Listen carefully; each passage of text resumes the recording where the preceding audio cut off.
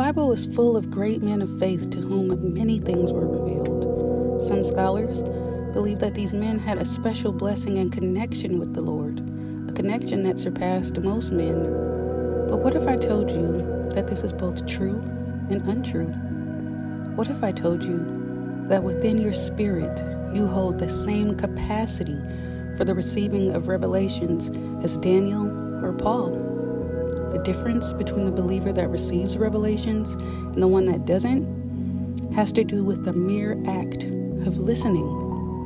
And once listening, being open to move on the words and revelations given to you. It's just like a reception tower that both receives signal and then transmits it. Reception is literally the act of being receptive. Most of us are not receptive to the voice of God. You know, those thoughts you have without thinking that make no sense. And because they make no sense, you instantly disregard them. That voice, those thoughts, are your tower receiving a signal that your overly logical mind automatically shields against and then blocks. It may sound crazy, but the less sense a thought makes, the more likely it is a transmission from God. Be open and be receptive to His transmission.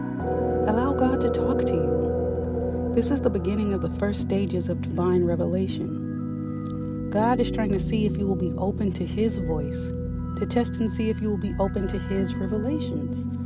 And once you are open, once you learn how to recognize that voice, how to listen to the thoughts you have without thinking, then be willing to transmit them, to take action on those thoughts, on that divine voice. It starts small and simple as hearing a direction to take the stairs instead of the elevator, or to make a left turn instead of your usual right one. Instantly, your logical mind will rebut it, as it makes no sense for the plan you have in mind or the pre-planned action you had planned to take. But in this case, God is trying to redirect your path. I promise you that if you are faithful and trusting enough to be both receptive to the voice and then transmit the message, aka act on it, you will see that one step leads to another step, all of them making no sense, of course.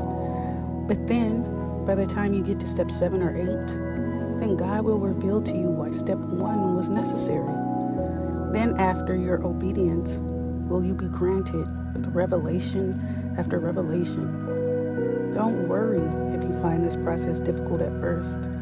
It's like building a muscle you didn't even know you had. It takes exercise and practice, but remain steadfast and diligent, and you will discover the Daniel and Paul inside of you. In 1 Samuel chapter 15, verses 18 through 19 and 22 to 23. Now the Lord sent you on a mission. Why then did you not obey the voice of the Lord? Has the Lord as great delight in burnt offerings and sacrifices as in the obeying of the voice of the Lord? Behold, to obey is better than giving sacrifice. For rebellion is as the sin of witchcraft, and stubbornness is as iniquity and idolatry. Because you have rejected the word of the Lord, He has also rejected you from being king. My friends, don't lose your spiritual and divine nobility and priesthood simply because you are unwilling to listen, simply because you are resistant to being receptive to the great revelations God is imploring you to receive. In Jesus' name.